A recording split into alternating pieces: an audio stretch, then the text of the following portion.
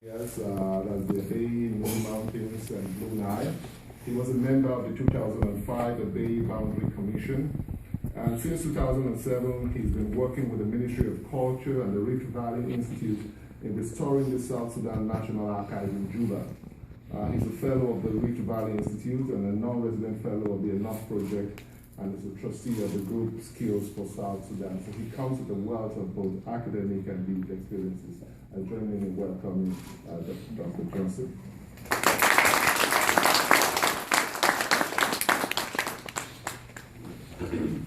Thank you very much. I was recently in Juba giving a lecture, and we had a problem with the podium. It came up to my chin. This is a bit more my size. It is a privilege to have been asked to speak here today on such an important topic. I feel particularly honored that the invitation was initiated by the South Sudanese community groups in Canada to come to speak to them about their country when they know it far better than I do. This is not the first or the only connection between McMaster and South Sudan. I bring greetings from Professor Alfred Sebet-Lapuji in Juba, a 1976 McMaster Political Science MA. Now, I'm not sure that I am the best person to speak about peacemaking in South Sudan, since my own efforts at peacemaking, first as a resource person at the Karen Talks on the Three Areas, and then in the Abyei Boundary Commission, have so spectacularly failed to bring peace. Yet perhaps we can learn as much from past failures as past successes. I was in Juba 2 weeks ago participating in the Rift Valley Institute's annual series of lectures at Juba University, whose theme this year was historic peace negotiations. 3 sets of negotiations were examined. The 1972 negotiations that led to the Addis Ababa Agreement, the 1999 UNMIT People-to-People Peace Conference, and the 2005 Comprehensive Peace Agreement. The discussions focused as much on the implementation of these agreements as on the negotiations that led to them. The choice of case studies is evidence that South Sudan does have experience of peacemaking, but the question that confronts us all is whether this experience is relevant to the conflict that is threatening to tear South Sudan apart today. There are some unpleasant and uncomfortable truths that confront us about that conflict, which we must acknowledge if there is any hope of returning South Sudan to peace. The first is the scale of the devastation inflicted on a civilian population who are not party to the political struggle. The second is that whatever the sequence of events that began the fighting, both contenders of power bear ultimate responsibility for its spread. Both are culpable of massive human rights abuses. These abuses have been documented by independent investigations and are beyond dispute. The third is that the cycle of revenge killings, as the cycle of revenge killing spreads to communities uninvolved in the initial conflict, a comprehensive resolution will have to involve more than just the political actors and offer some form of restorative justice to all who have been affected. In this lecture, I will try to answer the question I have posed by first briefly outlining South Sudan's experience in peacemaking and looking at the legacy of war as a contributing factor to the current conflict and the missed opportunities to deal with that legacy during the interim period prior to independence. Then analyzing the contribution of the diaspora in promoting either conflict or peace, and finally suggesting how the experience of South Sudanese might be harnessed towards creating a space for peace. I was introduced to South Sudanese methods of peacemaking nearly 40 years ago when I attended an intertribal meeting of chiefs in what is now Jonglei State. The chiefs had to deal with outstanding matters left over from the recently ended civil war. Cattle had been seized and girls abducted by local forces aligned with either the government or the Anyanya. Because of the Amnesty Act that accompanied the Addis Ababa Agreement, the government was unable to address crimes committed by either side during the Civil War. But people still wanted their cattle back and their girls returned. The discussions were often heated as the aggrieved parties presented their case.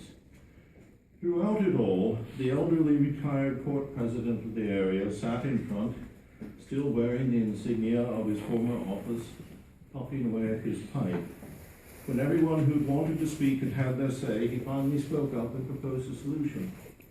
The government could not force the perpetrators to return the cattle to their original owners or the girls to their families, nor could it levy fines. But the requisite number of cattle could be collected by the government and sold at auction, and the money collected used for the development of the district. As for the girls, any who now had husbands and children would have their unions recognized through the exchange of bride wealth with their families. This compromise, which strictly speaking lay outside normal practice of customary law, did at least have the advantage that even if the plaintiffs would not have their cattle back, neither would the defendants continue to benefit from them. There was another unspoken aspect to this solution. A court judgment brings no resolution if it cannot be implemented. But what the chiefs had agreed, the government would help them implement through its administrative officers and police. The process I witnessed was something that all South Sudanese understood very well. It was based on the pre-colonial system of arbitration that had become more formalized and structured during the condominium period under the British. What the British Hakuma, or government, had introduced was a hierarchy of courts, a record of judgments and precedents, a more regular means of implementing decisions, plus an expansion of the court system beyond the sections of the same tribe to include regular intertribal meetings between neighboring groups. It was the main way that feuds were not only ended, but prevented from starting. The system of customary chiefs' courts continued under the northern Sudanese administrators who came after independence, by southern Sudanese administrators after the Addis Ababa Agreement, and by the SPLA in the liberated areas during the Second Civil War. Perhaps the most remarkable application of the court system during the Second Civil War was the 1999 Wunli Conference. Following the 1991 split in the SPLA, fighting was promoted primarily along ethnic lines. Prior to 1991, the border between the Dinka of Baha Ghazel and the Nuer of Upper Nile had been reasonably stable and peaceful, the border chiefs on either side being in touch with each other to try to contain cross-border cattle rustling. After 1991, both factions of the SPLA mobilized civilian forces in the region against each other, the main targets being the civilian population base of the opposing sides.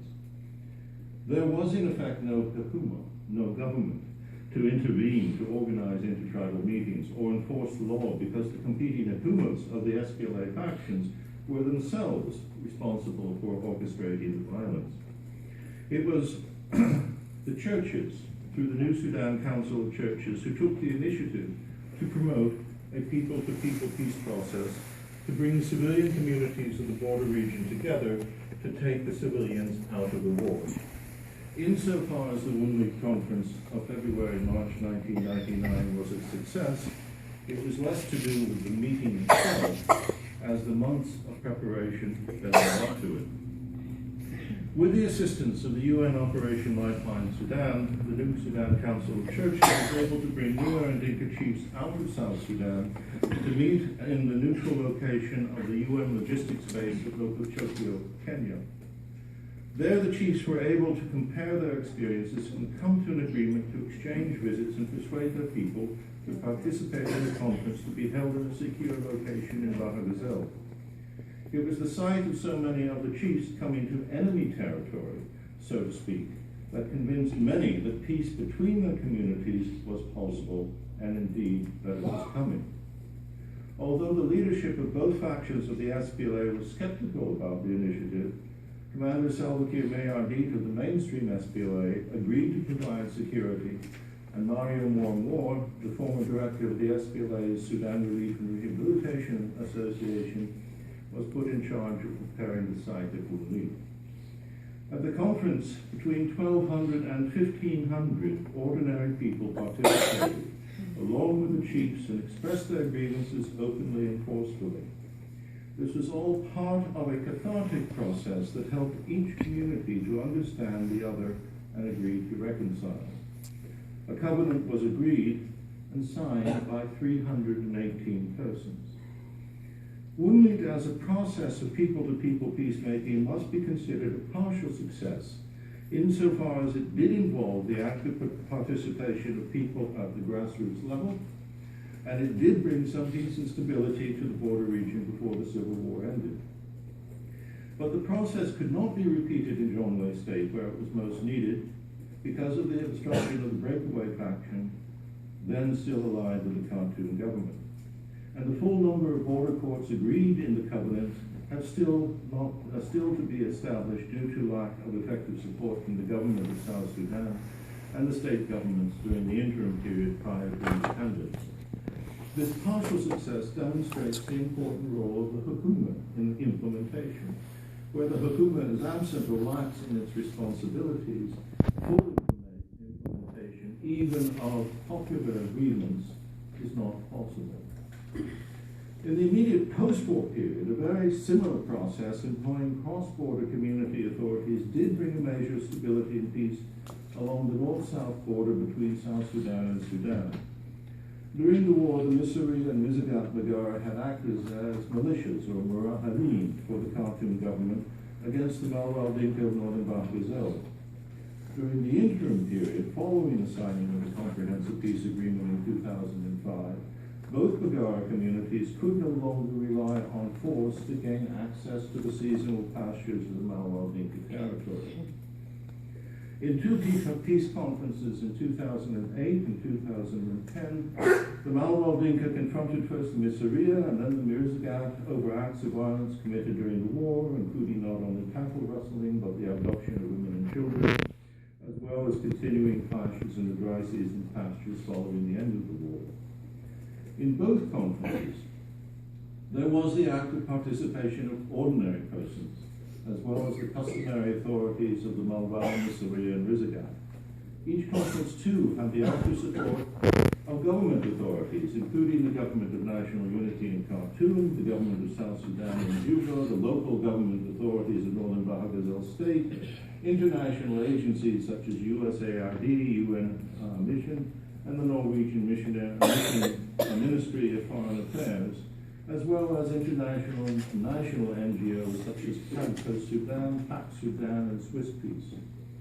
As in UNMIK, members of each community aired their respective grievances openly and forcefully. And, as in UNMIK, this enabled the communities to reach an understanding about how they had damaged each other, and to reach at least a partial reconciliation. Not all issues have been fully resolved, particularly between the Malwal and the Mirzgat, but a working arrangement over shared pastures was agreed and has largely been implemented. What are the lessons of these three different people-to-people peace processes? First is the importance of the customary authorities. The chiefs' courts of the Nuer Dinka, the Nazars and the Ondas of the Missouriya and the Mirzgat, in providing a forum and a method for open debate and reconciliation. Second is the active participation of the people, not just the customary authorities, in framing the debate and formulating a resolution. Third is the participation of external agencies, whether the churches, international and national NGOs, and even international government agencies as facilitators and moderators. Fourth and finally, the importance of government authorities and institutions not only in guaranteeing and facilitating the process, but in implementing the agreements. Now, these were very local peace agreements, but South Sudanese have experience in peacemaking at the national level as well. The 1972 Addis Ababa Agreement was the result of negotiations between the Sudan government and the armed opposition of the Southern Sudan Liberation Movement, or SSLM. Now that the government of South Sudan is in a parallel situation of fighting and negotiating with its own armed opposition, what lessons can be drawn from the 1972 negotiations? First, external support for the negotiations was important. As with UNMIK, the actual negotiations were preceded by several months of preliminary approaches and meetings between representatives of the two parties, in this case facilitated by external agencies, the World Council of Churches and the All Africa Council of Churches. Second, when the two delegations finally met, they entered into the negotiations with a serious intent and were committed to reaching an agreement. Neither party was negotiating to play for time on the battlefield. Third, the role of the chair of the negotiations, Canon Burgess Carr of the All Africa Council of Churches, was strictly that of a moderator, not a mediator. He was there to keep the negotiations on track, at times summarizing points made in order to move the discussion on, at other times asking the delegations to clarify their positions, refusing to allow discussions to be sidetracked, sometimes breaking for prayer to allow tempers to cool, and finally sharply reminding them that the discussions could end in failure. At no time was he expected to provide drafts for the two sides to accept and sign. Fourth, the role of the Ethiopian government was more indirect. It offered a safe and neutral venue for the talks. The Emperor, Haile Selassie, gave his advice only once, and only when appealed to by both sides. He delivered his opinion diplomatically but unambiguously, and his position was as a respected elder statesman of Africa, meant that what he said mattered and could be accepted without coercion. Fifth, there were other southern Sudanese stakeholders present as observers. They played no direct role in the formal negotiations, but had an influence on the delegates in informal discussions outside the negotiations. Sixth, all texts of the final accord were drafted, discussed, and agreed by the negotiating delegations in their committees, rather than drafted and presented by an external mediator. And finally, though many in the SSLM were not happy with the compromises contained in the final agreement, the leadership ratified it because of the overwhelming support for the agreement that they received from the people of South Sudan. The contrast between the 1972 negotiations and those currently stumbling along in Ethiopia is sharp. The commitment to negotiations by both parties today is in doubt, as the dry season begins with more violations of an agreed ceasefire. The position of the third parties to the talk, the former detainees, is ambiguous. The impact of external agencies such as IGAD and the interventions of the mediators has often done more harm than good. Now, before the last century, warfare between South Sudanese communities tended to follow basic rules. Fighting was between armed men. Women and children might be captured, but by and large, women, children, and the elderly were not the targets of fighting. On those rare documented occasions that I know of, when they were killed, this was either out of severe revenge or an aberration. As a result of the change in warfare in the last civil war, this rule is frequently ignored. The reasons for this are complex and have to do with the way in which the civil war morphed into total war, where civilian populations became prime targets of armed groups. Part of this had to do with the Khartoum government's militia strategy, where they recruited tribal militias from both north and south, specifically to attack the civilian support base of the SPLA. Not only were livestock stolen and crops destroyed, but women and children were abducted or killed. It wasn't just the Khartoum militias who behaved this way. The SPLA, too, attacked the civilian communities from whom southern militias were recruited. The areas hardest hit by these tactics were Jonglei State, where the activities of the Murle militias in the 1980s provoked a violent reaction from the Lao Nuer and the SPLA, and Unity State, where the Murahalin and Nuer militias were used in the ethnic cleansing of the oil fields. The split in the SPLA intensified the ferocity of these attacks. The assault on Bor in 1991 was carried out by three groups: the SPLA of the Nasser faction, Khartoum Zanyanya II, now allied to that faction, and the Lao Nuer civilians of the so-called White Army. I was working with Operation Lifeline Sudan at the time and saw the photographs taken by the UN team that entered Bor in the aftermath of the attack. The body of an old man shot in the back as he tried to run away. young boys tied to a tree with their heads bashed in. I do not know who perpetrated these specific atrocities, SPLA, Anya 2, or White Army, but there was no way that these victims could have been considered combatants. And I was deeply disturbed when a spokesman for the NASA faction tried to justify these killings to me, and when one of the NASA commanders dismissed civilian deaths merely as regrettable. The fragmentation of the NASA faction into a number of competing forces meant that there was no unified command that could exercise some control over commanders in the field and impose discipline on their troops. This is why the Woonlie Conference was so important, and why it was very unfortunate that it did not lead to further people-to-people processes in Jonglei State. The interim period of 2005-2011 was the right time when an expansion of the people-to-people process could have taken place throughout South Sudan, and especially in Jonglei State. Unfortunately, there was no systematic policy of reconciliation, no attempt at reconciliation between the SPLA and civilians, and no sustained effort to reconcile formerly opposed communities. This was to have dire consequences in Jonglei, where military solutions were applied to the problems of disarmament and the cycle of raids and counter-raids. Jonglei had been the site of some of the worst militia activity during the war, and there was an urgent need to promote a reconciliation between the different civilian populations that had supplied the militias.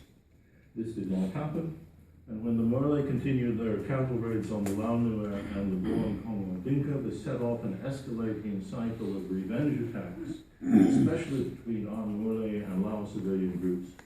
Both parties continued to rustle cattle, but increasingly their targets were other civilians, with a rising scale of atrocities, including decapitation and the evisceration of pregnant women.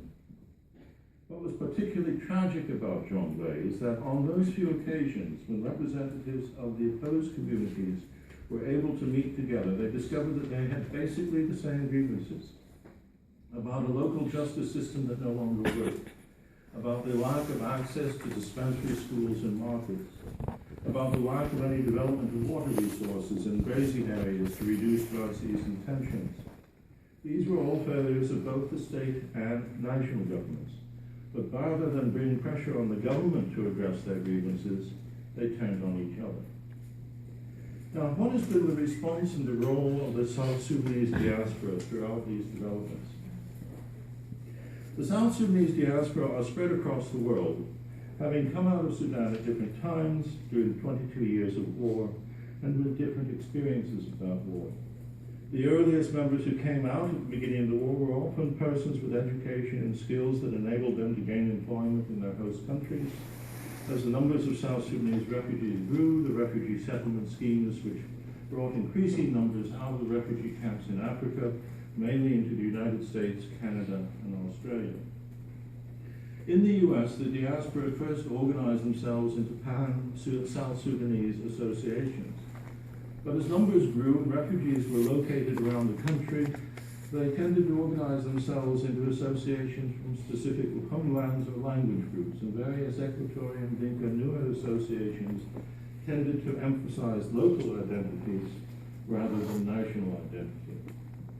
There is, of course, nothing inherently wrong with cultural associations where persons can gather to speak their own language, maintain contact with homes, and share common problems.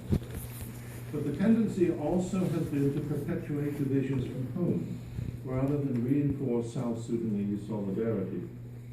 The run-up to the 2011 independence referendum did provide a basis for common purpose, but since independence, and especially since the events of last December, that common purpose has been difficult to maintain. A South Sudanese friend of mine in Australia tells me that South Sudanese remain deeply divided, even within communities of the same language group. Because of their access to the internet, the voice of the diaspora has been particularly loud. Most websites dealing with South Sudan today are set up outside South Sudan. Most of the articles and comments posted are posted by persons living outside South Sudan.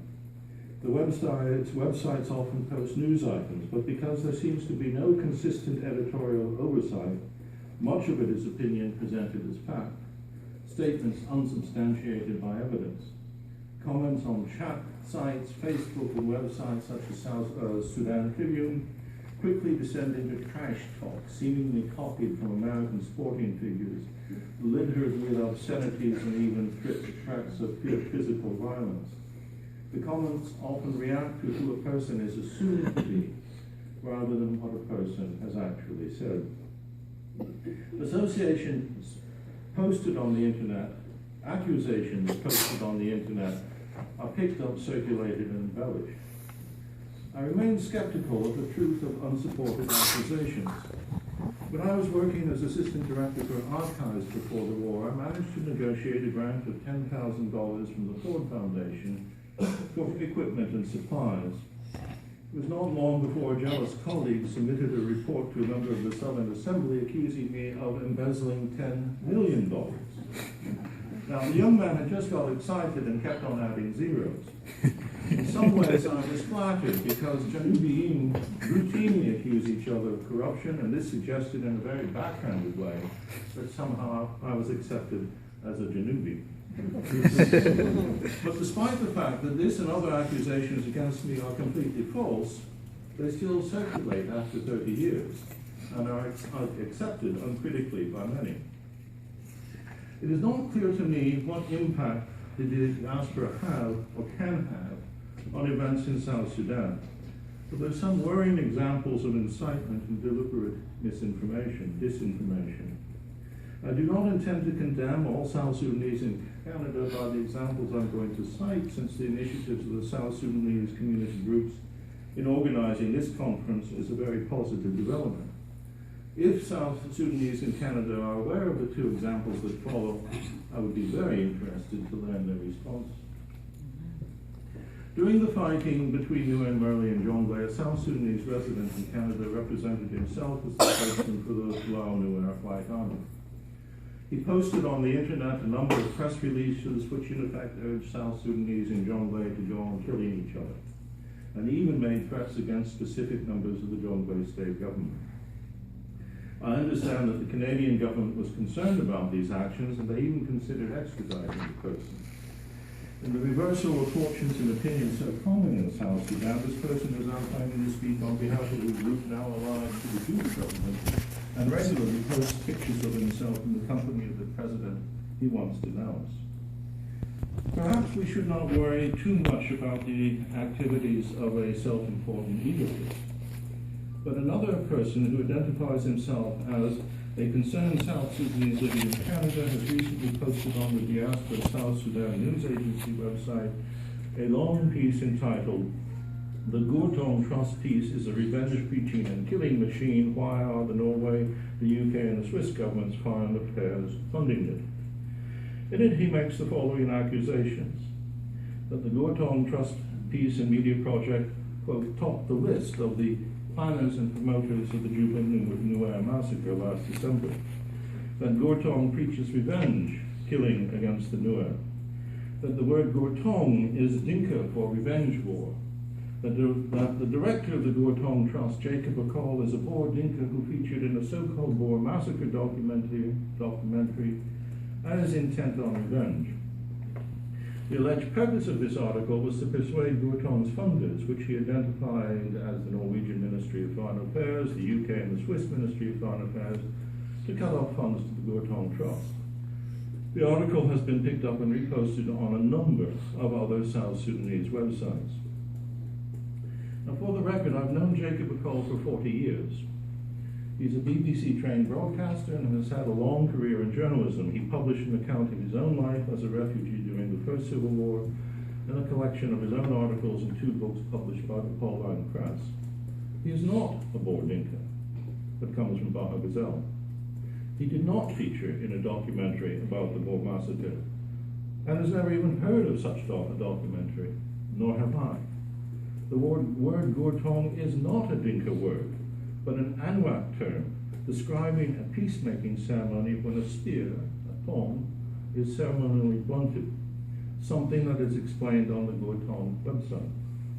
Gorton has published no article advocating revenge killings, and the author of the piece cited no such article. Finally, of the governments the author claimed was funding Gorton, one of them has never funded Gorton at all. Jacob McCall has posted a lengthy refutation of these libels, but as far as I know, none of the websites that carried the original article have published his rebuttal. Now, the wildness of these claims caused one commentator to ask, I wonder what it is about Canada that causes so many refugees there to think and behave so strangely. The toxic lies broadcast by the concerned South Sudanese living in Canada, and I don't know if the fellow even does live in Canada, cannot just be the result of ignorance. This is not misinformation, it is disinformation. The real intended audience of this piece is not the donors of Gorton. They clearly will not be persuaded by false accusations. The real audience is other South Sudanese in the diaspora and at home. One can only speculate on the motives of the author in producing a South Sudanese organization whose main purpose is, and has always been, to promote understanding and peace among all South Sudanese. The only likely outcome of such libels, being uncritically accepted by other South Sudanese, is to prolong war rather than promote peace. Now, what can people in the diaspora do to counter this negative influence? They can organize umbrella groups that keep the various diaspora organizations in contact with each other to explore common backgrounds and experiences and rediscover a common purpose in spite of political differences. As individuals, they can counter the hate speech that spills out onto the internet, not so much through more web chat, but through personal dialogue with anyone known to promote hate speech, and by support to anyone who is a victim of hate speech. But above all, to be committed to respecting the common humanity of their fellow South Sudanese, whatever their origin. The circle of violence in this current war is expanding. We hear of Mabon in Upper Nile now forming their own defense force to fight the Nuer. Refugees from Sudan's war in Blue Nile State have been returning home from the refugee camps in neighboring Upper Nile, fearful of attack by SPLA and opposition forces who have passed through Blue Nile to attack the area of Ring. The peace established between the Rizagat and Malal Dinka is being threatened by other SPLA and opposition forces passing through Mile 14 and regrouping in eastern Darfur. It is evident to me that the prolonged negotiations between the warring parties going on in Ethiopia will not and cannot by themselves restore South Sudan to peace. Unlike the 1972 Addis Ababa negotiations, we have yet to see evidence that the two opposed parties are negotiating with serious intent. Rather, they seem to be playing for time.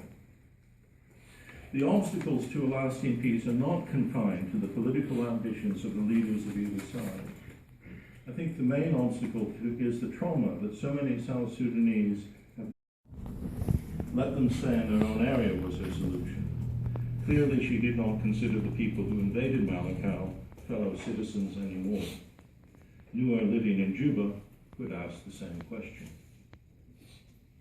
In the woman's answer to her own question lies the danger of federalism as it is currently being debated in South Sudan. Federalism in itself is neither a bad idea nor unworkable, but insofar as many South Sudanese conceive of it as meaning withdrawing into their home areas, there is the danger that it would promote a de facto segregation rather than national unity. A peace agreement that merely tinkers with the structures of government and the distribution of offices. Thank you very much. I need that.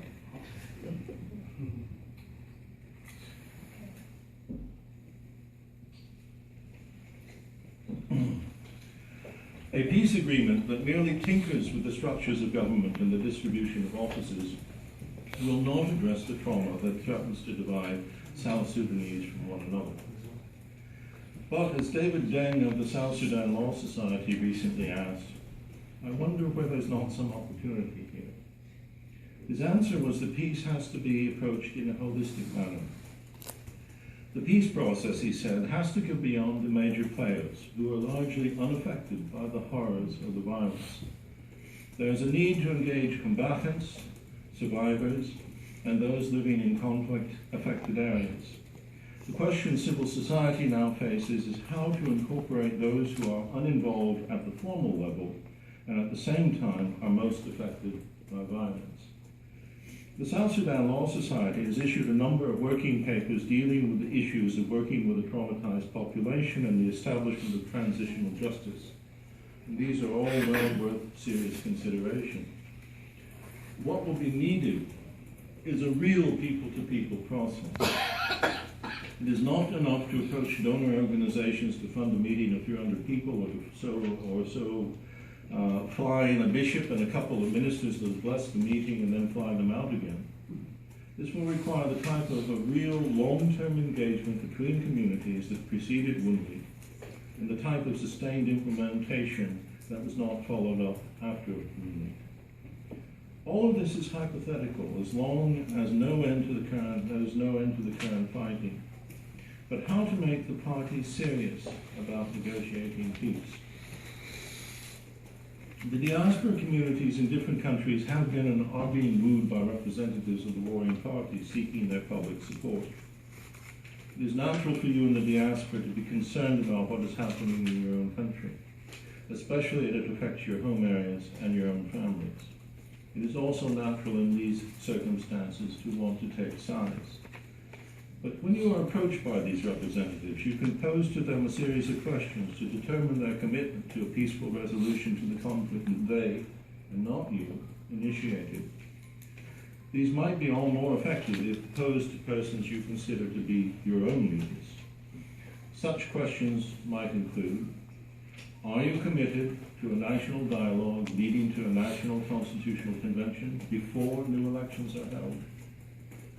What role do you see for civil society groups and community leaders in a national dialogue? Are you willing to commit yourself to a peace, even if it does not involve you or the leader of your party holding a position in government? What steps will you take to help restore peace between the communities who have been affected by this war? What restitution to the peoples who have suffered violence from your forces will your group commit itself to?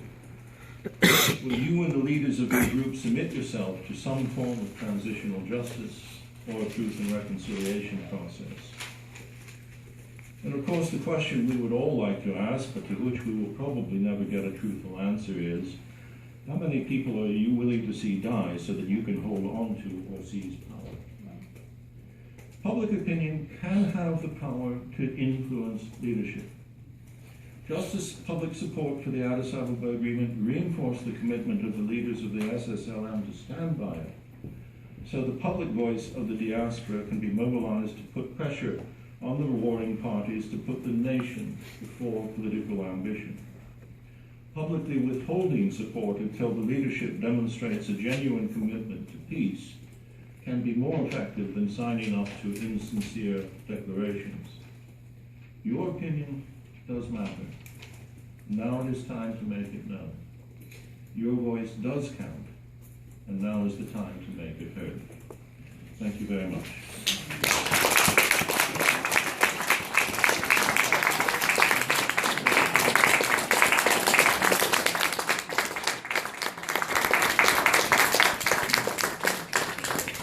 Thank you very much, Dr. Johnson, for that talk. Dr. Johnson has agreed to take a few questions, which will lead us to, because we have some time, lead us to our break at about 11:30. So, To them. And that is the only way of bringing about a reconciliation. So yes, taking sides is not by itself destructive, but it is how you interact with the people on the other side and how you hold your own leaders to account. I've heard over and over again different Southern Sudanese telling about what has happened to their side, what has happened to their group of people, what has happened to them personally, and these are not lies. But what I have always had to say to them is, yes, that is true, but you must acknowledge what has happened to the other people. Okay? So that, I think, those two go hand in hand. Now, as far as federalism, I did give a lecture in Juba in July on federalism, and you can get that on the internet. And of course, as an American, I come from an old established federal system. But federalism by itself does not prevent corruption. It doesn't in the United States, it doesn't in Canada, it doesn't even stop corruption in the Toronto city government. But it does provide some forum for uncovering corruption and bringing people to account.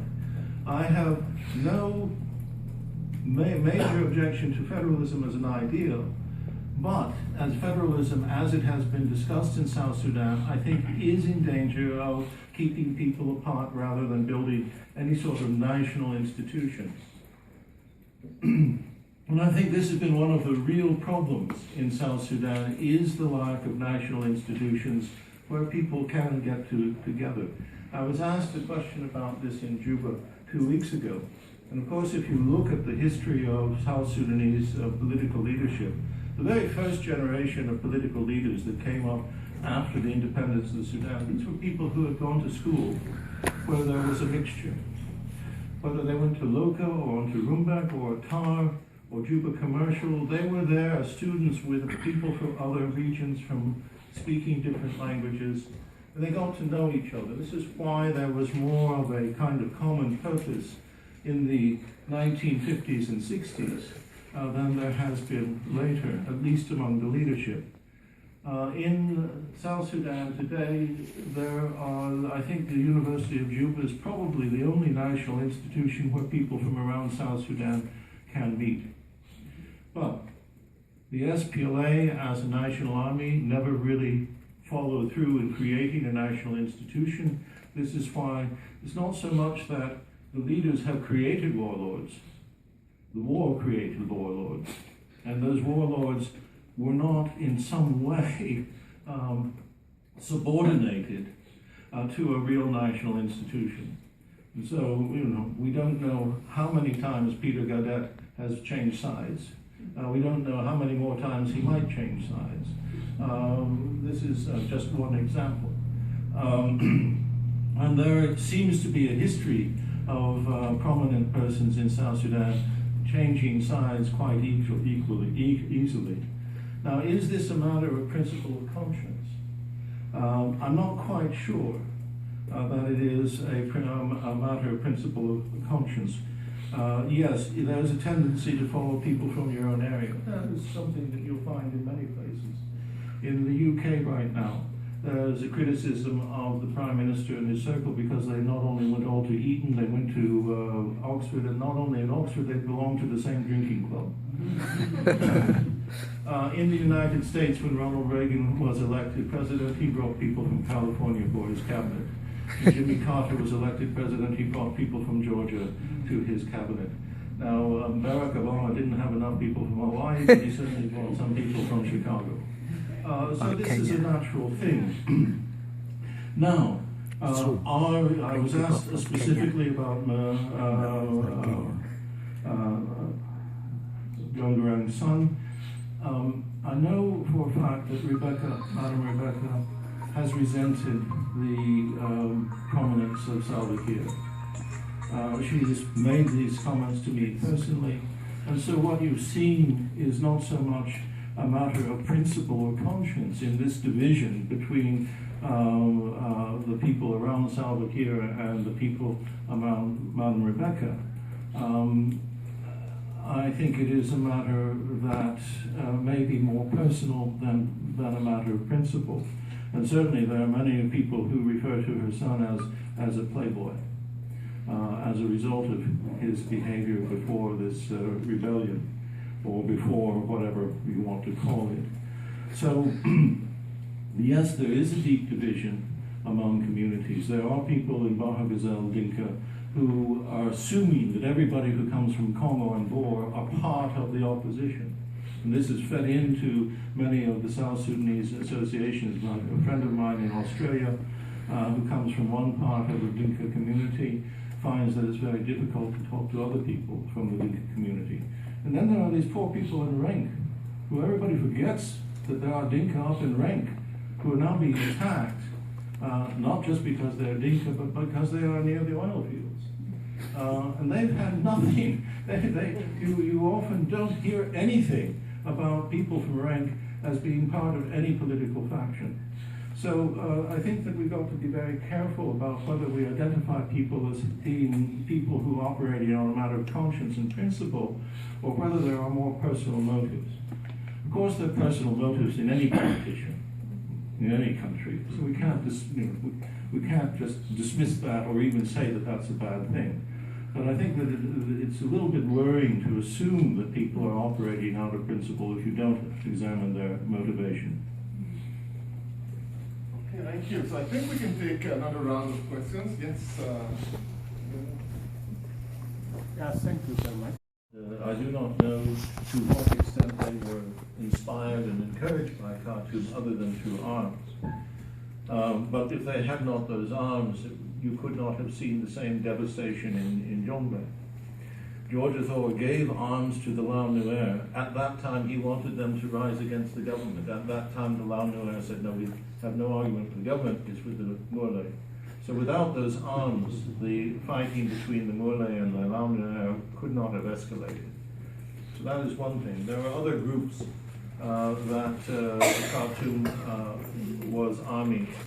And I think without that support, these groups that had some sort of grievance against the government would have had to engage with the government in a more constructive way.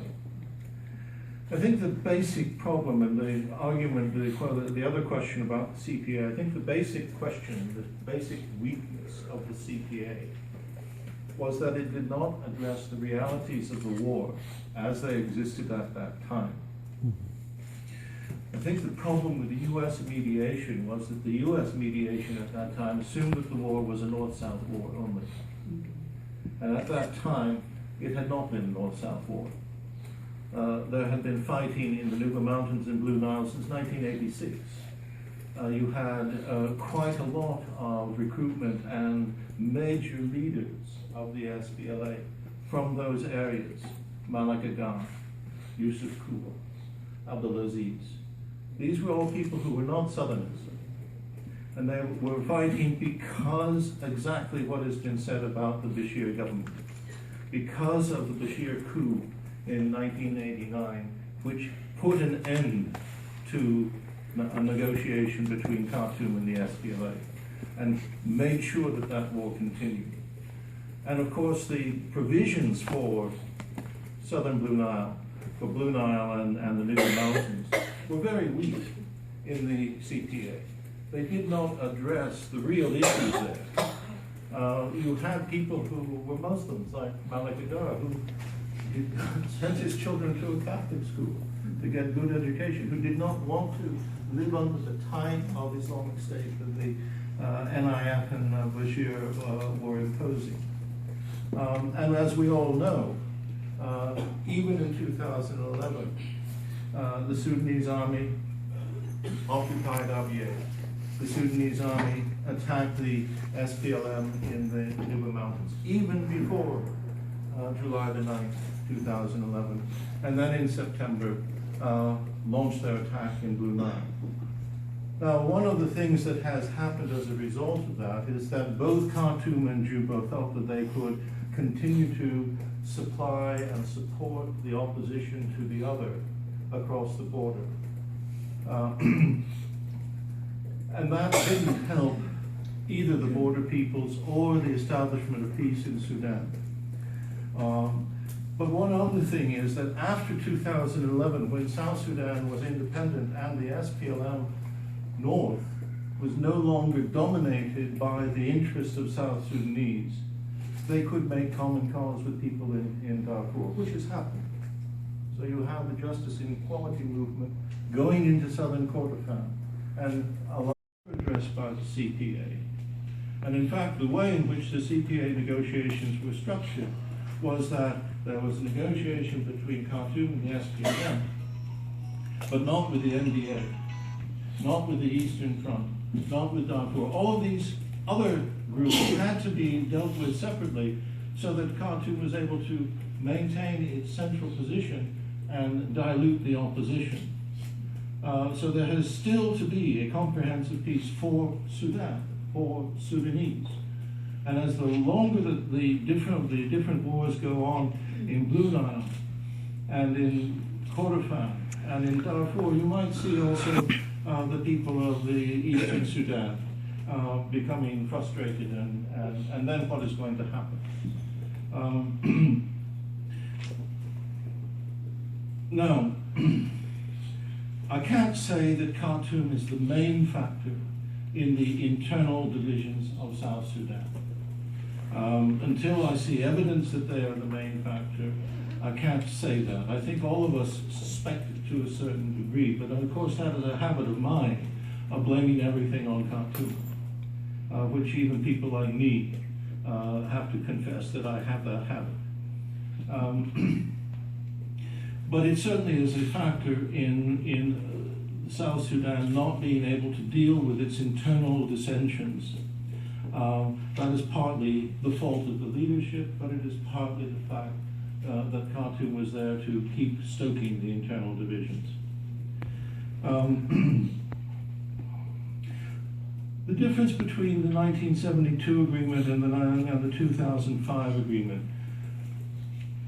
Mansour Khalid, who was part of the government delegation in 1972, and who, of course, later became a member of the SPLM, was one of the people when the negotiations were started in Addis Ababa. And the SSLM delegation led by Asboni Mandiri presented their position for a federal structure for the whole of Sudan. Mansour Khalid was one of the people who said, well, you can't impose regionalism on the people of Sudan if they haven't asked for it. He later said, or is reported to have said, we didn't have the mandate as our delegation to discuss federalism, but if we had accepted a federal position or a regional structure for the whole of Sudan, it would have been next to impossible for Nimeri to abrogate the Addis Ababa agreement as he did in 1983, because it would have affected the whole of the country. I think the problem was that there was a way in which the political issue was always talked about as the Southern problem, as if the South was the problem. Now, both Asboni Mandiri and Lawrence Wawol tried a little bit to open this out as a discussion for the whole of the Sudan. And this didn't actually get traction in the Addis Ababa negotiations. And the innovation, I think, of the SPLM under Garang was that they said there is no Southern problem. There's a Sudan problem, and tried to make a discussion about the whole country. Unfortunately, that focus got lost in the CPA negotiations.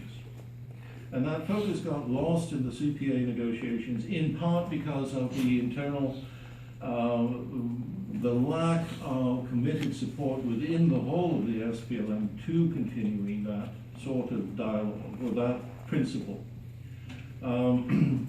It also was a problem because the external mediators did not see that there was a Sudan problem. As I said, the Danforth report, which was the initiation of the peace process. If you read the Danforth report, I remember I got very angry at a meeting that was held in the UK Foreign Commonwealth Office when I pounded the desk and denounced the Danforth report as a surrender document. Because all it was saying is that Sudan should go back to the Southern Regional Government, and the South Sudanese should be given constitutional written guarantees for freedom of religion, etc. It was nothing. It offered neither South Sudan nor Sudan a way out of the war. And as the founding document for the peace negotiations, it was very difficult to open it up The Machakos Protocol of 2002 doesn't mention any area outside of South Sudan. It doesn't mention Abyei. It doesn't mention Nuba Mountains. It doesn't mention Blue Nile. And these had to be brought into the discussion almost as an afterthought. And of course, there was no inclusion of Darfur. Darfur at that time was a local matter. People say that the war in Darfur started in 2003. It didn't. It started in the 1990s. It escalated in 2003. And then escalated in part because Darfur was not being included in any sort of peace agreement, peace negotiations that were happening between the SPLM and the government. So I think that the difference, the weakness of the Addis Ababa negotiations was its focus on the southern problem, which didn't actually solve the southern problem. The SSLM negotiators were saying, our problem is that the central government has always seemed to be a northern government. It is the government, a northern government, it's not a national government. And the structure that was created out of the Addis Ababa Agreement didn't address that issue at all. So that you had a southern regional government, and then you might have southerners in the central government, but it was essentially still a northern government. And the 2005 CPA negotiations did, in a way, try to address that issue. Had Garang lived, he might have pushed that a bit more than Salva Kiir did. Because if you see the pictures of Khartoum when Garang came to Khartoum to be sworn in as the first vice president, you've got people hanging out of windows on the rooftops, filling the streets to welcome him. Northern Sudanese, not just southern Sudanese, northern Muslim southern Sudanese welcoming Garang and thinking this was going to be the beginning of peace. And had Garang lived and run for president in 2010, he would have won. Yeah. Okay. However, it created a problem in the SPLM because Southerners still wanted to have independence. That wouldn't necessarily have solved all of the issues. Also, putting a few people as ministers didn't necessarily make the government national because the NIF, the NCP, dominated the civil service, dominated the security organizations, dominated the army. So without a change at that level, there would have been no real national government. I do not know what Garang could have done, but I know that the people in Khartoum, in the NCP, actually feared him. They knew that he had a strength and an ability to actually challenge them in a way that they know that Riek Machar doesn't. They know that Salva Kiir doesn't. In a way that they don't really respect other southern leaders. Well, this is speculation. We can write novels about alternative history. People to people.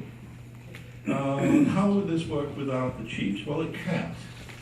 Yeah. It can't work without empowerment of the chiefs to a certain extent. The destruction or the abolition of the native administration by the Numeri government wasn't actually applied in the south in the same way that it was applied in the north. It created problems on the borders because you had Dinka and Nuer and Shuluk chiefs who still had a certain amount of authority within their own structures of administration, who now no longer had counterparts across the border to deal with. And this was a problem that fed into the way in which the civil war was fought along the border between what is now South Sudan and Sudan.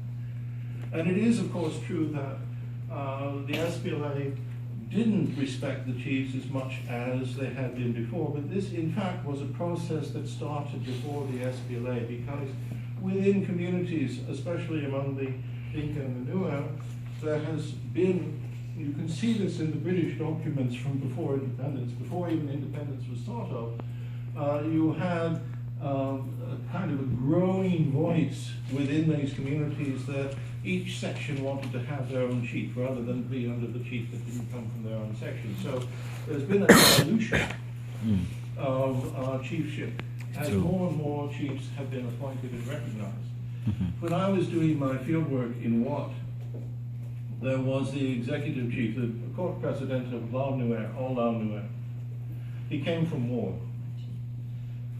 When I came back to Jonglei 2012 and talked with people from Lao Nuer, the division of Lao Nuer into 3 counties, Kobo, Roar, and I'm not sure. Nurol. Okay. It's interesting that in 1918, British first tried to set up their headquarters in Lao Nuer and Nurol and decided to abandon it because it was too unhealthy. So this might happen again, but at any rate, there is no court president for the whole of Lao Nuer. There are 3 court presidents. They've been divided that way. And that, I think, is a problem that has fed into the violence in Jonglei. And in fact, the court president that I spoke to was complaining. He has no authority. He has no control over the young men. Because they have guns and he doesn't. And this is a real problem. It can be solved, but I think that there are other issues about empowering the chiefs. There's a danger, I think, in trying to make a kind of, I don't really want to say this word, but the kind of patriarchal authority which excludes women from the possibility of being the senior administrators in a system of court of native administration. But well, you haven't asked me that question, I'm not going to go into that. Now, Kokora and Federation leading to disunity. Well, of course, Federation by itself doesn't lead to disunity. I mean, the federal structure of Canada was to unite several different provinces that were different in the 19th century. But it doesn't necessarily promote disunity, but it is the way in which the structure is put in power, how it is put together. Having done a little bit of research on federalism as an idea within South Sudanese political thought, I was very interested to read the documents of the Federal Party in the 1950s before the Abu coup. And what they were saying was, and this is something that is not part of the discussion in South Sudan right now. What they were saying at that time is that federalism is a structure with a central government and then with federal states. And it was a matter of looking, actually saying, how do we define the powers of the central government first, and then define the powers of the federal states? That is not the discussion now. That was not the discussion in Kokora. Now, the point about Kokora was not everybody in South Sudan, not everybody in the 2 equatorial provinces agreed with the idea of redivision. And so when this was imposed on South Sudan, despite the fact that there was a majority that in the assemblies and in the national assemblies and in the SSU, there was a majority voting against it when it was imposed, that created part of, that was the kind of the trigger to the Civil War. Now, what is happening now, at least as far as I can tell from looking at what's posted on the websites, and again, it's being posted on people who are not, by people who are not living in South Sudan, but are living outside.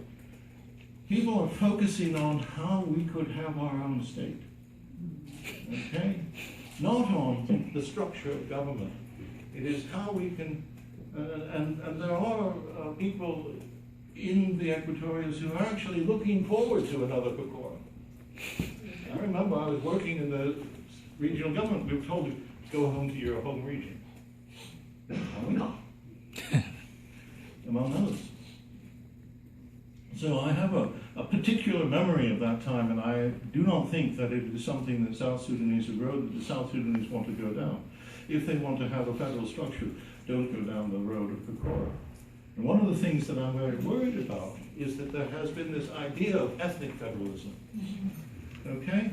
And people say, look, in Ethiopia's got ethnic federalism. Well, I spent 16 years as an academic publisher. One of the books that we published was a study of ethnic federalism in Ethiopia.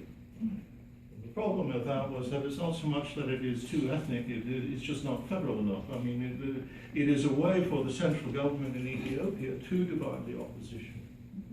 And one of the proposals that I've seen is that each of the old districts that were around, South Sudan, the provinces of South Sudan were divided into districts, as were all the provinces of Sudan at the time of independence.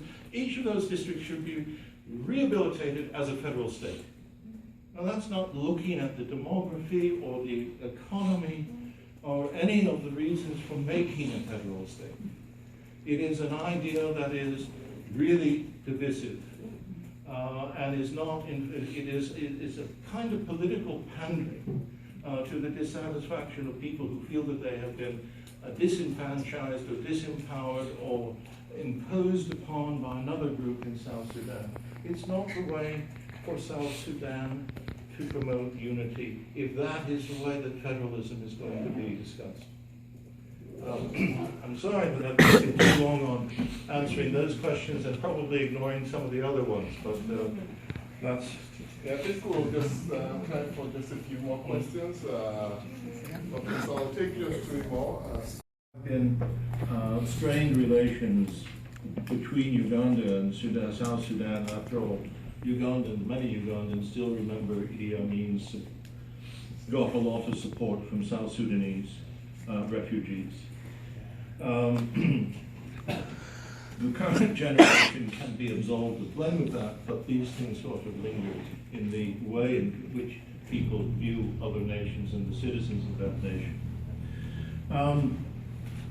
So I think that there are too many external interests in IGAD to be a proper neutral mediating authority. I also wonder about the value of mediation as opposed to what happened in Addis Ababa of having a moderator. Because if you look at the CPA, many of the documents that were included in the CPA, in fact, were drafted by American mediators. The Abyei Protocol was drafted by the United States, and they really didn't understand what was the issue or what were the issues in Abyei at that time. So there was certainly a way in which mediators in the CPA inserted their own understanding in the documents that came out, which I think was one of the problems of the CPA. And I think that we've seen the reaction or the response to documents that have been produced by IGAD, and the way this is not put forward any sort of progress in the peace talks. Now, Haile Selassie, whatever the criticisms about him inside Ethiopia, was an elder statesman of Africa in 1972. He was respected. He knew the Sudan because he had been a refugee in Sudan during the Second World War. It was from Sudan that he was brought in from Sudan to lead the liberation of Ethiopia from the Italians. He was a respected Pan-Africanist, and there is no one in Africa today that has a similar stature. Nelson Mandela was the only one, and in his later years he was too ill to be an effective mediator for anything. So there is nobody outside within Africa outside who could fulfill that role as mediator. Thabo Mbeki, I think, has had a similar problem of his interventions as a mediator on Darfur and on the issues between Sudan and South Sudan. He hasn't fully understood the background to those conflicts and the way in which he has presented alternative solutions hasn't really pushed those peace processes forward. And some people have said this was his same problem as president of South Africa in relation to what was happening in Zimbabwe. So we don't have a respected African figure who could be a mediator. And therefore, it might be too late to try to switch venues for peace negotiations. This was a strategy of Khartoum, of the Bashir regime, when first there was the Abuja talks, and the Abuja talks came up with a solution they didn't like. They then went and wanted to find another mediator. So they went to IGAD. And IGAD came up with a solution with a declaration of principles that they didn't like, so they tried to get South Africa involved. So there is a danger of switching locations and mediators, that it doesn't necessarily improve things.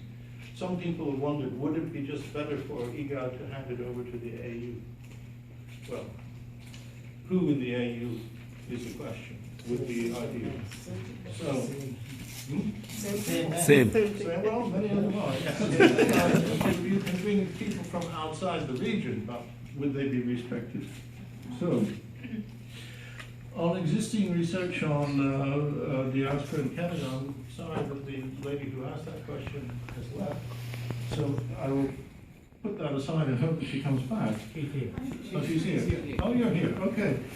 Well, there has been some research on the Sudanese diaspora in Canada. Janice Bobby, for instance. I think that she teaches here in Toronto. I'm not exactly which Canadian university. University of Toronto. In Toronto. She wrote originally about a Nubian village, and you might know her book, Wombs and Alien Spirits, looks at the Zarko. She also has written about Sudanese diaspora, especially people from Nubia in Canada at different times. And then there's Carol Berger, who did some research on the Cuban South Sudanese. The red peculiar answer, because this was after 1965. This was after the juvenile massacres.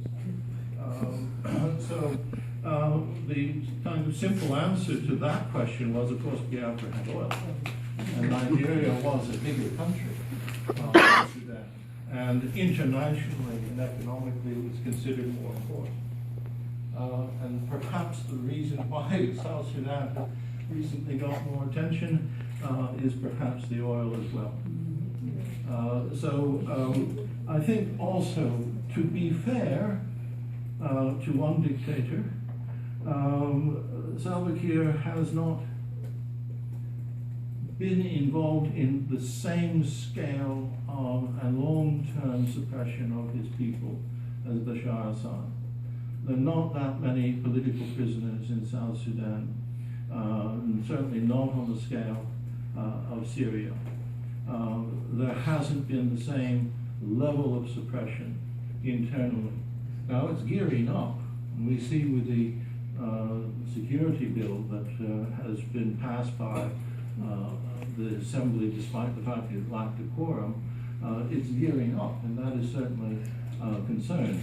But I think the real difference between Syria and South Sudan, and Bashar Assad and Salva Kiir, is a difference of scale, basically, and of their relative importance internationally. Okay?